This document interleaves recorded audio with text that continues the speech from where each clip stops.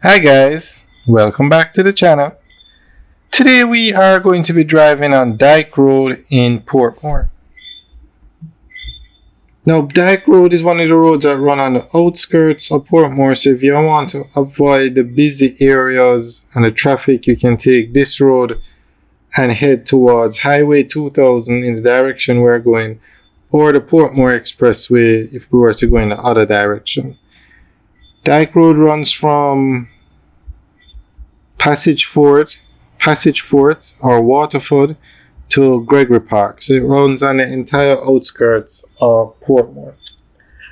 Alright guys, enjoy the tour. Remember to like, share and subscribe. Have a good day.